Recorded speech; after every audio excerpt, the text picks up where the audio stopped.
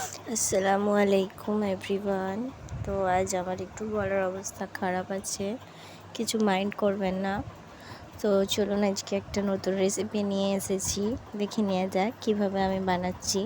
তো আজকে আমি গরুর মাংসের টিক্কা বানিয়েছিলাম, যেটা খেতে খুবই দারুণ লাগছিল।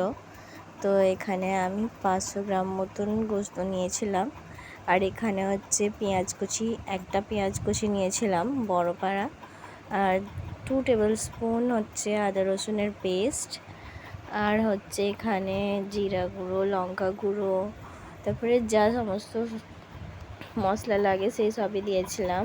আর লাস্ট অ্যাড করেছিলাম হচ্ছে 1 টেবিল স্পুন গরম মশলার গুঁড়ো, আর এখানে হচ্ছে লবণ, সমস্ত মশলা সব আমরা ব্যবহার করে থাকি।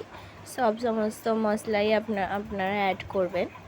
এখানে হলুদ গুঁড়ো, লঙ্কা গুঁড়ো, জিরে গুঁড়ো, ধনিয়ার গুঁড়ো দিয়ে সব কিছু ভালোভাবে মাখিয়ে একটা কুকারের মধ্যে ট্রান্সফার করে নিলাম। এখানে এবার হচ্ছে এর মধ্যে যেটাতে মাখিয়েছিলাম সেটার মধ্যে একটু জল বুলিয়েতে অ্যাড করে দিলাম, যাতে মশলাটা সব এতেই চলে আসে।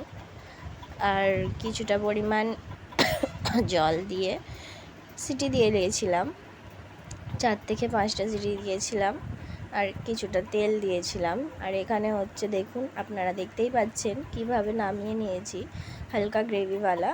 তো এখানে আমি গোটা ধনিয়াটা যেটা ওটা কড়ার ওপরে হালকা রোস্ট করে হচ্ছে এখানে দরদরা করে বেটে নিয়েছিলাম, আর হচ্ছে চিলি ফ্লেক্স বানিয়ে নিয়েছিলাম, আর গোলমরিচের গুঁড়ো অ্যাড করেছিলাম, আর এখানে হচ্ছে কর্নফ্লাওয়ার অ্যাড করতে হবে 3 টেবিল স্পুন অ্যাড করেছিলাম।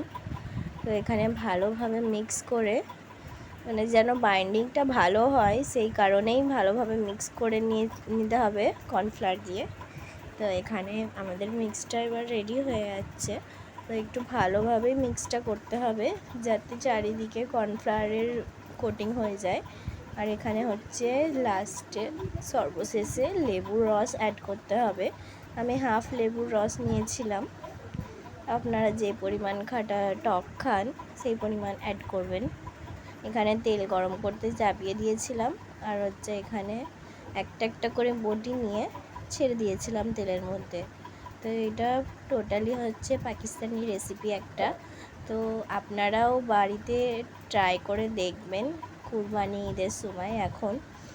তো খুবই দারুণ লাগবে খেতে এই টিক্কাটা, তো আপনারাও অ্যাড করে দেখবেন।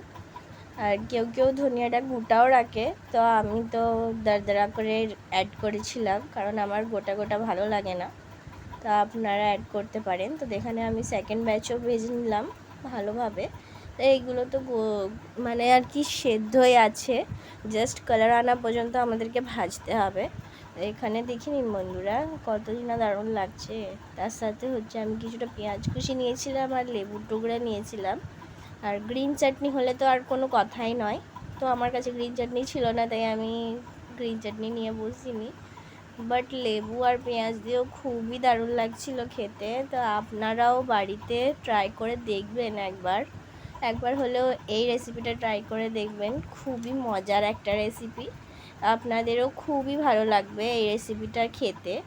খুবই দারুণ ছিল এই টিক্কাটা, জাস্ট ওয়াও ছিল। আপনারাও ট্রাই করে দেখবেন। থ্যাংক ইউ বন্ধুরা।